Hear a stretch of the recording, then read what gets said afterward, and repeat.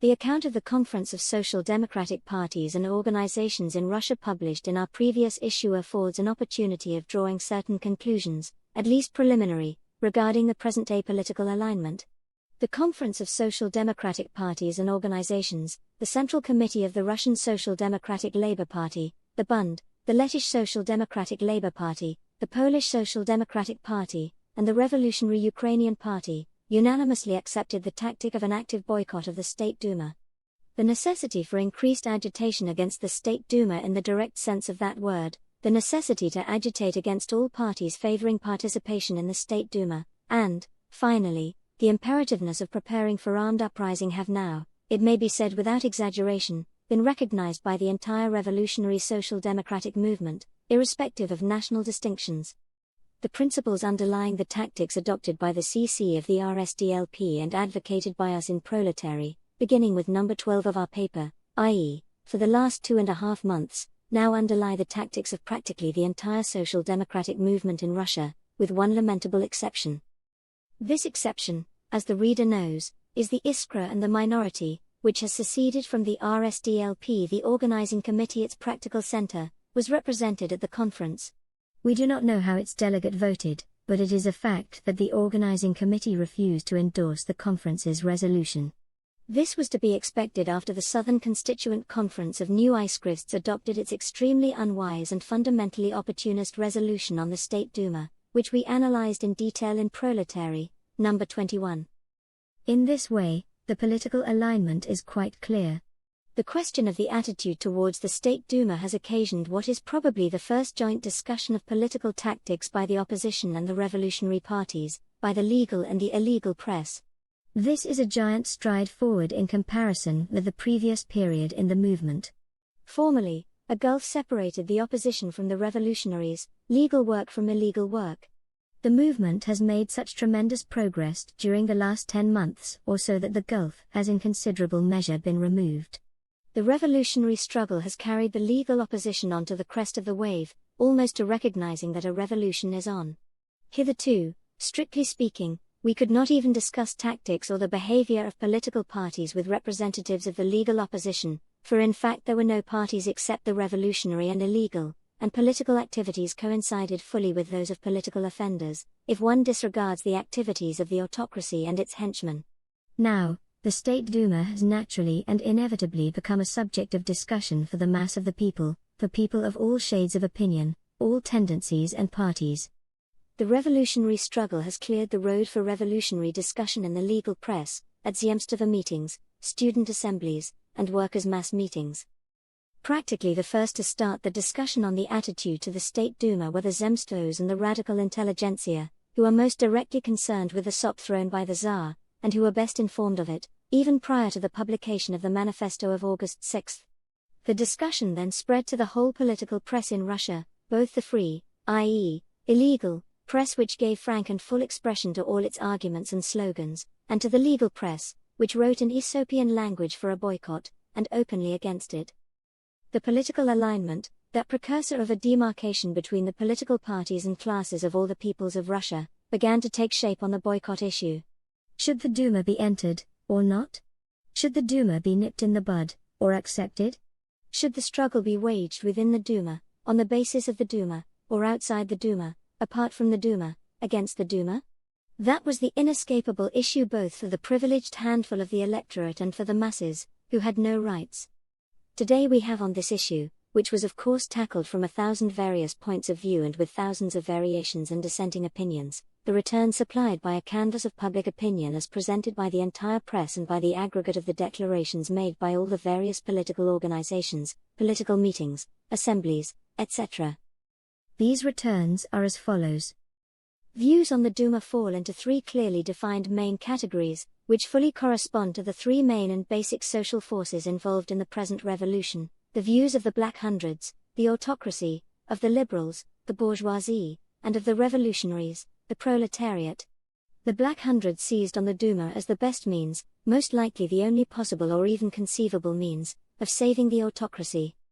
The liberals criticized the Duma adversely, but accepted it, being irresistibly drawn to lawful paths and to compromise with the Tsar. Headed by the proletariat, the revolutionary people, denounced the Duma, proclaimed an active boycott of it, and by their deeds have already shown that they are striving to convert this active boycott into an armed uprising. It would be worth our while to dwell on these three main categories in somewhat greater detail.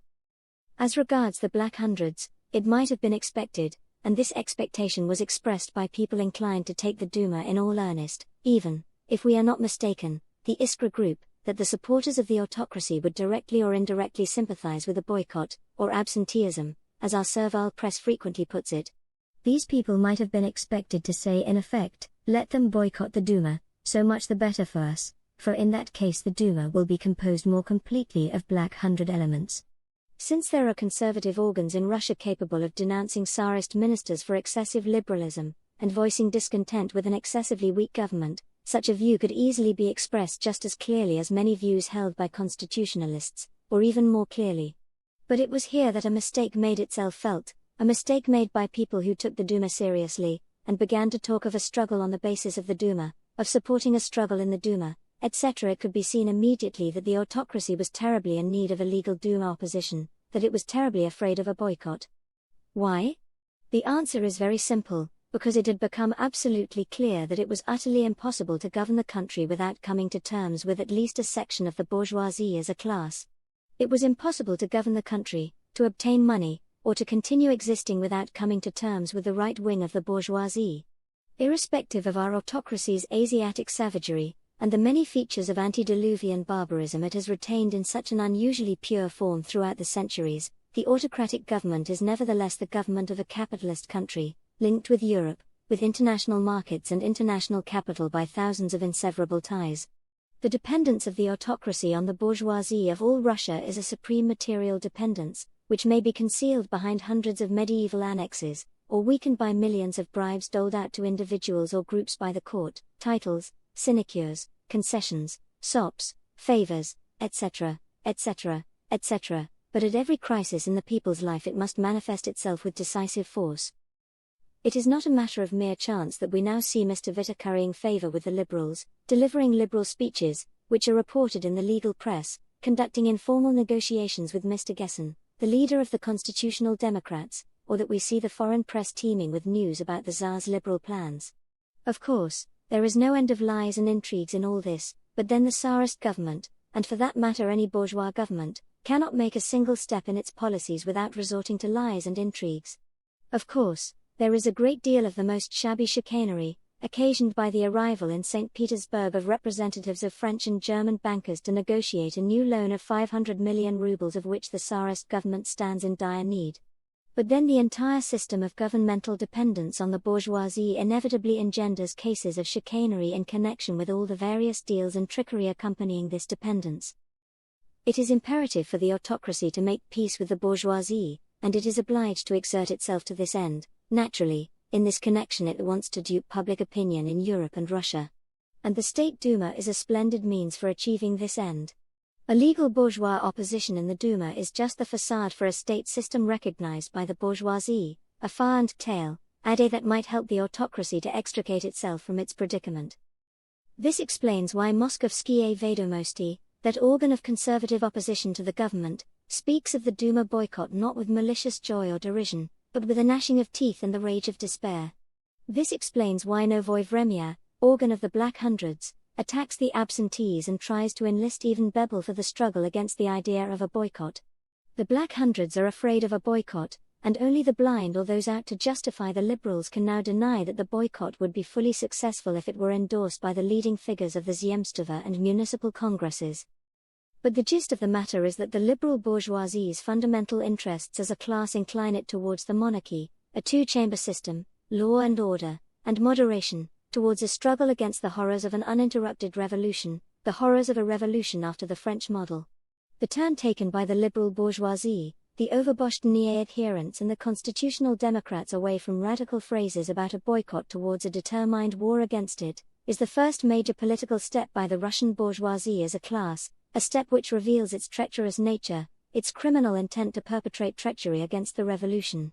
This is no mere intent, for which alone no law can hold one accountable, as some smart lawyer among the Overboschnier gentry would probably object, but an actual attempt to commit this crime, and even a consummation of the crime. We are living at a very rapid pace now. The times have long gone when it was necessary for us to rouse the bourgeoisie to political awareness in general, though such times are quite recent according to ordinary chronology, which is inapplicable to revolution. Gone, even, are the times when it was necessary for us to help the bourgeoisie to organize itself into a political opposition. They are now awakened, have organized themselves, and an entirely different task stands on the order of the day, a great task which only the tremendous strides of the revolution have made real and possible, that of reaching an agreement with the Tsar, the task of capital, and that of neutralizing treacherous capital, the task of labor. It is this task that the revolutionary proletariat, which is marching at the head of the revolutionary people, has assumed, while remaining true to its duty of awakening, encouraging and rousing its mates in the struggle against medievalism and serfdom, and at the same time passing on from less revolutionary to more revolutionary mates. It is not the Duma that has been taken in earnest by the revolutionary proletariat under the guidance of social democracy, but those words, promises and slogans about a Duma boycott which popped out of the mouths of the radical windbags of the bourgeoisie by reason of their levity, extreme youthfulness and exuberance. The proletariat has translated boycott talk into reality. It has done so by openly and unequivocally raising the standard of armed uprising. It has done so by inaugurating not only the broadest possible agitation, but open street fighting as well. In Moscow, it has done so by fraternizing with the radical youth, the vanguard of the masses, the peasant masses in particular, whose class characteristics have not yet fully taken shape, but which are infinitely oppressed and exploited.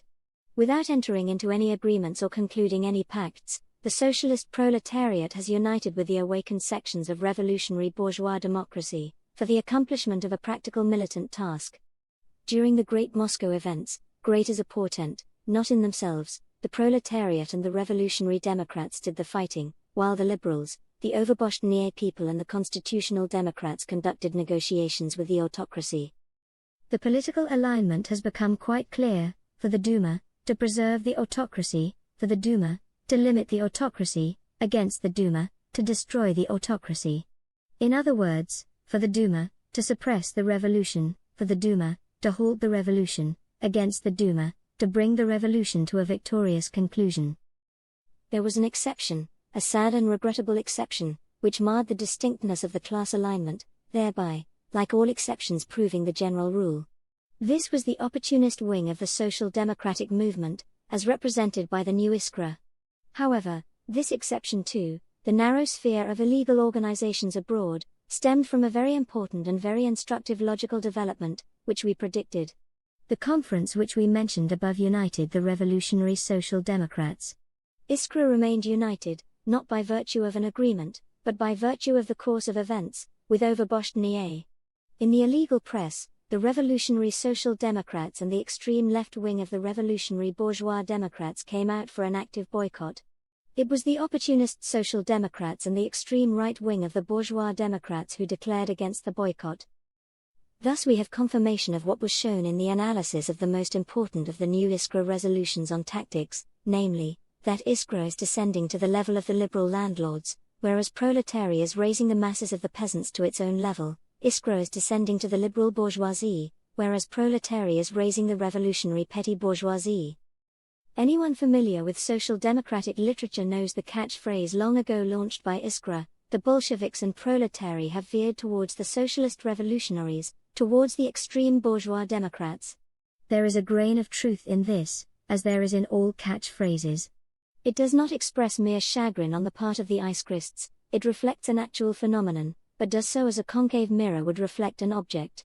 This actual phenomenon is the fact that the Mensheviks and the Bolsheviks represent respectively the opportunist and the revolutionary wings of the Russian social democratic movement. Since the Iskrists turned to opportunism, they were bound to arrive at the conclusion that the Bolsheviks are Jacobins, to use a term of 18th-century political divisions.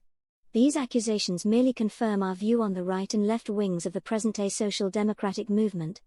These accusations by the opportunists are just as flattering to us as was the accusation hurled at us by Rabakaya Missile in 1900 to the effect that we were following in the footsteps of Narodnaya Volya.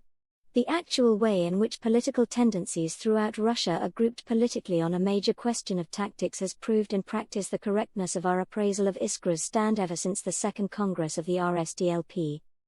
The alignment of illegal parties affected at the Conference of All Social Democrats thus naturally supplements the alignment of all parties on the Duma question. If the Iskrists have proved a regrettable exception, the fact that they are only an exception gives us new faith in the validity of the rule, in the victory of revolutionary social democracy, in the realization of the consistent slogans of the Russian Revolution. Although the liberals' banality and the vulgarization of Marxism by some Marxists may at moments of gloom seem an omen that our revolution too will turn out to be a banal, abortive, and incomplete revolution like the German Revolution of 1848, nevertheless the vitality of the principles of revolutionary social democracy inspires us with a stimulating faith, and the actions of the heroic working class uphold that faith. The revolution draws a splendid line of division between political tendencies, serves as a splendid reductio ad absurdum of erroneous opinions. So far the revolution in Russia has been progressing in such a way as to justify the hopes for its complete victory inspired by the present situation at home and abroad. And the sight of the autocracy's consternation and the liberals' confusion, the sight of the bold revolutionary energy of the proletariat, which is taking the peasantry in tow, lead us to believe that our train will go as the German never did. Thank you for listening to this essay. Remember to like and subscribe for more Marxist content.